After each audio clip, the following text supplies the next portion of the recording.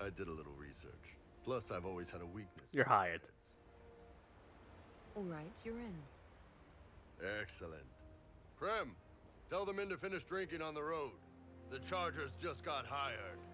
What about the casks, Chief? We just opened them up with axes. Find some way to seal them. You're Tervinter, right? Try blood magic. We'll meet you back at Haven.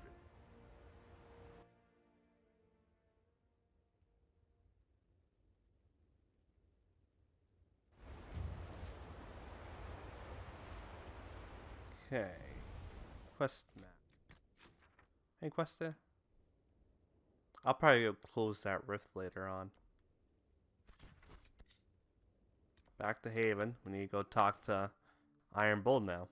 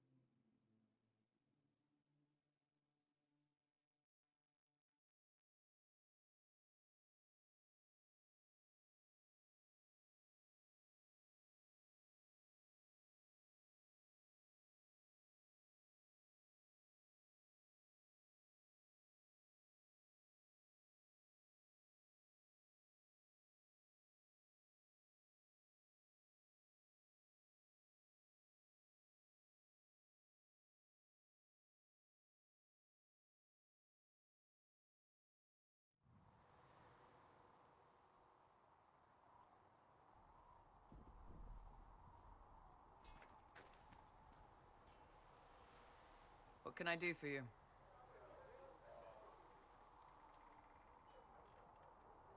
Iron Bull said the chargers were at my disposal.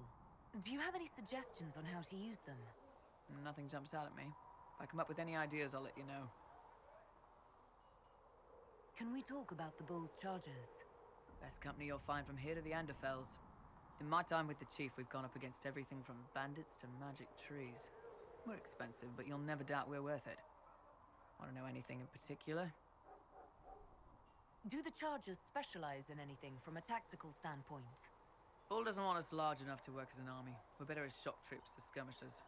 We've got archers for hitting enemy infantry, Dalish with more archery, and Skinner and her people on the flanks. Rocky handles fortifications and traps, and Stitches keeps us all fighting. They mostly hold back. I'll lead the frontline fighters with Grim, and the Chief goes wherever he can hit something. Are there rules for how mercenaries operate? If you don't want some noble to treat you like bandits, yes. There's also a code of conduct most companies hold to. Keeps things civilized on the battlefield. We accept surrenders for ransom from mercenaries, nobles, and soldiers wearing a lord's colors. Our prisoners are treated well, injuries tended. We'd want the same for any of ours who got captured. You said something about everything from bandits to magic trees. I'll admit to some curiosity. Right. Sylvans. That's what Dalish called them. Apparently spirits can possess trees, too. Some noble in the Dales, and they really don't like it when you call them Dalish nobles, had a haunted forest. His family had abandoned the land, but he wanted it back. The Chief bought us all axes, and in we went. Between the axes and the torches, the Sylvans weren't too bad. Worst part was the squirrels. Goddamn Aussie. Come on. Go away. We'll talk later.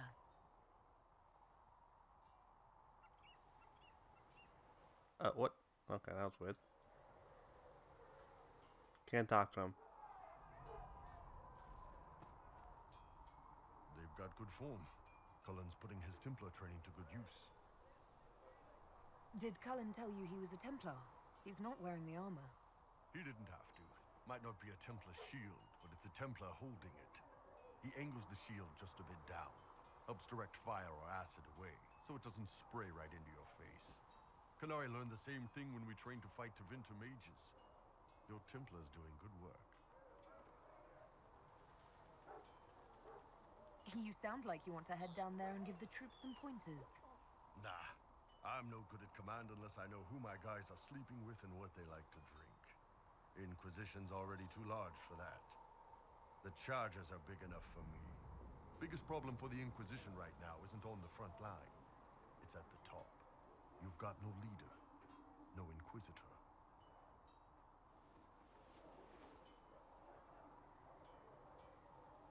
Then maybe we need one. I'd be willing. You? Huh. Why you? I've got the mark on my hand. I've sealed Fade Rifts, and hopefully I'll seal the breach as well. That means you have a skill. That doesn't necessarily mean you should be deciding alliances. My people don't pick leaders from the strongest, or the smartest, or even the most talented. We pick the ones willing to make the hard decisions, and live with the consequences. Who knows? Maybe you seal the breach. The Chantry gets off its ass and all those soldiers go home and get fat. You think? It could happen. It won't, but it could. What can I do for you? I'd like to know more about your work with the Ben Hasrath. Ben Hasrath is actually a general term. You've got the secret police who investigate problems inside our territory. You've got the re-educators who take people with problems and fix their minds. Or make them disappear. And then you've got the spies. How do the re-educators work? I only know the basics. Wasn't my area. That said, keep a man awake long enough. Ask the right questions, give the right potions, and you can get him to say anything.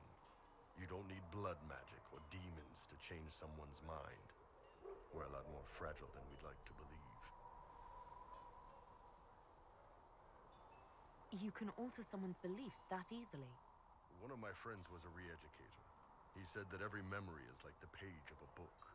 When you examine a memory, you're turning to that page, and when you're there, the page is laid bare.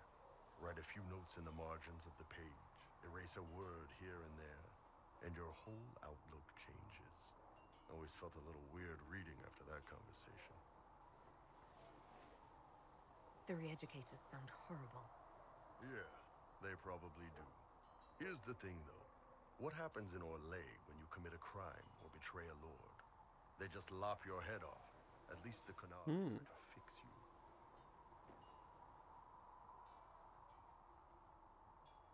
And you're a spy.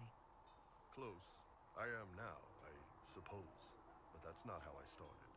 They sent me to Saharan because they needed someone who could fight and hunt down problems. That whole island was a sack of cats. Incursions from Tevinter, Tal Vashath, and native rebels fighting both sides. And in the middle, me, trying to wrangle the rebels and restore order.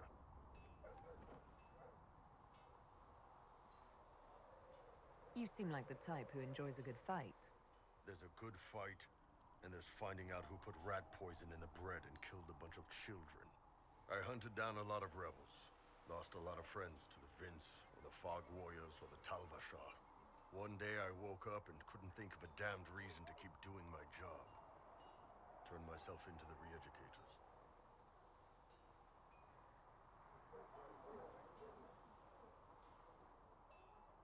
Not many people would have the courage to do that. I thought about letting some rebel kill me, but I couldn't give any of those bastards the satisfaction. The Ben Hasrath ordered me to go to Orlais, ostensibly as a Tal Vashath, and work undercover. That's how I ended up here. I'm glad you're here, Bull. Me too. If you ever need to talk more about all this, let me know. Nah, it was a long time ago. Thanks, though. What's going on? I'd like to know more about the Kunari. You writing a book? It's your culture, and I'd like to know you better. You could just ask. I am. All right. What do you want to know? How do the Kunari rule themselves? It's pretty simple. We've got the matriarchy, the priesthood, and the military. The priesthood figures out how Kunari should live in theory. The matriarchy makes it work in practice. And the military keeps the Kunari safe from outside threats. Does it actually work like that? Is there much infighting? Not like you're thinking of. People disagree, yeah, but the priests are there to solve disagreements. Here in Orlais, politicking comes from people putting their own gain ahead of the gains of society. If you do that among the Qunari, the Ben Hasrath set you straight, or kill you. I've heard there's no marriage among the Qunari. Yeah, that's true. Qunari love our friends like anyone does, but we don't have sex with them. Qunari don't have sex? Oh, we definitely have sex. They're Tamasrans who pop your cork whenever you need it. Seriously? Yes. It's not a big deal like it is here. It's like, I don't know, going to see a healer. Sometimes it's this long, involved thing. It takes all day, leaves you walking funny. Other times you're in and out in 5 minutes. Thank you. See you next week.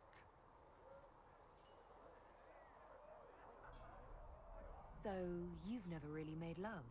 Connected with someone in both body and soul? I don't know. One time they used this thing called the Sato Nerapan. It's a leather-wrapped rod on a harness. That wasn't really my soul, though. Also, there were more than 2 people. How is everyday life different for Qunari? Depends on your job, I guess. Some are just about the same. A baker in Val Royeaux gets up, gets dressed, and starts work. A baker in Parvolan does the same thing. They don't care about the Empire or the Qun. Mostly they worry about breaking eggs and hope the dough rises right. It can't be exactly the same. The Qunari have no personal freedoms. How many personal freedoms do you figure that baker in Val Royeaux has? Life isn't about freedom. The baker in Parvolan wonders if she'll be given enough eggs to do her work. Will they come on time? Will the kitchen workers get her bread while it's fresh, or will they come late and blame her 'cause it's stale? Same crap in Val Royeaux. People are just people. What's it like growing up under the Qun? The Tamasrans raise us in these units of kids all our own age. They're like teachers or chantry sisters. They also help figure out what jobs we should do. They had me pegged for military work early on. When they learned I could hit stuff and lie, they started training me for the Ben Hasrath.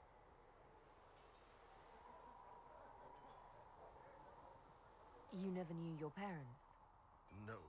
I know for you folks, that's a big deal. The Tamasrans were like our parents, though. Taught us to read, helped us go to sleep, all the parent stuff. I remember the one who helped me build things with blocks. She laughed when I knocked everything down. Do you ever think about what would happen if the Qunari conquered Orlais or Ferelden? Some folks, like Cassandra or Cullen, would do fine if they didn't die fighting. Those two love rules. But the mages... Can you imagine Solus trying his fade dreaming under the Qun? Or Vivian doing her political bullshit? Both Sarah and Varric would mouth off until they ended up re-educated, drugged until their minds broke. So, to answer your question, no, I don't think about it much at all. The word Qunari, is that the race or the religion? Both. Kind of. The humans and elves who follow the Qun are the Vidathari. The Qunari who break away from the Qun are Talvasha, deserters. What about Qunari who existed before the Qun? The people we came from. They're called the Kossith, but we don't use that word for the race. We came south to Thedas because the Kossith were... I don't know.